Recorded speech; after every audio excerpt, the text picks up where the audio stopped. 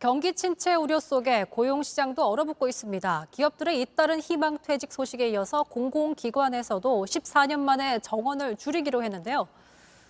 이제 사회로 나가야 할 청년들의 시름 더 깊어지고 있습니다. 우리가 알고 싶은 생활경제 송지혜 기자입니다. 28살 김미연 씨는 중고 신입을 노리는 취업 준비생입니다. 김 씨는 2020년 초 1년 7개월간 다닌 바이오 회사를 나와 한 대학에 편입을 했고 자격도 더 갖췄습니다. 현재 제약회사 입사를 준비 중인데 취업이 훨씬 어려워졌다고 말합니다. 서류는 이제 학교랑 아르바이트 병행하다 보니까 30개 이상밖에 못 썼고 최종 면접까지 간 거는 2군데. 하지만 결국 불합격했습니다.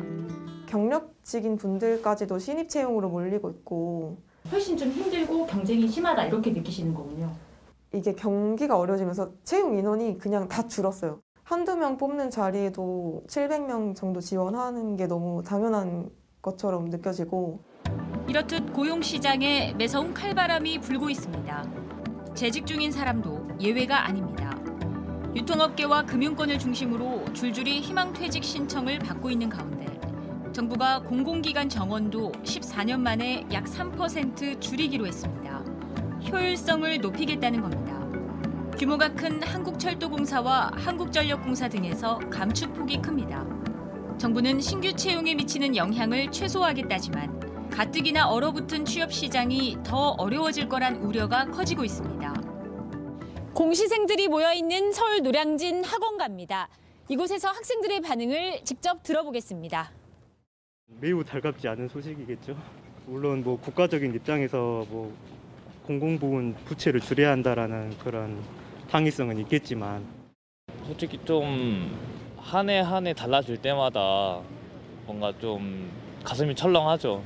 아, 많이 힘들겠구나라는. 특히 전문가들은 청년 실업에 대한 대책 마련을 서둘러야 한다고 지적합니다. 청년 실업이 심해진다는 건 한 허리가 우리 사회 경제 주체가 이제 단절이 된다는 거거든요. 사회 유지 기능 그리고 재생산랑 연결되기 때문에 또 대학에 다니고 있을 때부터 정부의 직간접적인 조기 개입이 필요하다고 말합니다. 근데 우리는 대학 재학 과정에서 내일 배움 카드를 제외하고는 교육훈련 받을 수 있는 상황이 없고 우리나라 노동시장제도, 산업정책, 청년정책 그리고 교육훈련 지원금까지도 포괄적으로 바꿀 필요가 있습니다. 코로나로 졸업을 미루는 학생이 늘고 있는 데 대한 대책도 시급하다는 지적입니다. 25살 김혜선 씨도 원래 지난해 2월 졸업할 예정이었지만 1년 미뤘습니다. 졸업을 해서 이제 무직 상태로 있는 것보다는 졸업유예나 뭐 그런 거를 통해서 학교에 남아있는 게 더 낫다고 해서 대학교육연구소가 국공립 및 사립대학 61곳을 조사한 결과 67%가 졸업 유예 제도를 운영하고 있었고 이 중 절반가량은 졸업 유예금을 걷고 있었습니다. 비용은 등록금의 최대 12.5%로 10만 원에서 20만 원대 수준입니다. 취업을 준비하는 학생에게는 작은 금액이라도 그 자체가 부담이 될 수 있을 것으로 보입니다. 그래서 졸업유예제를 전체적으로 폐지하는 것이 정부가 예측한 올해 일자리 증가 규모는 지난해의 8분의 1 수준인 10만여 명. 그럼에도 청년들은 희망을 꺾지 않고 있습니다. 아무래도 취준생 입장에서는 좀 암담할 수밖에 없는 게 당연하겠지만 좁혀졌더라도 할 수 있는 건 최대한 일단 해보겠다.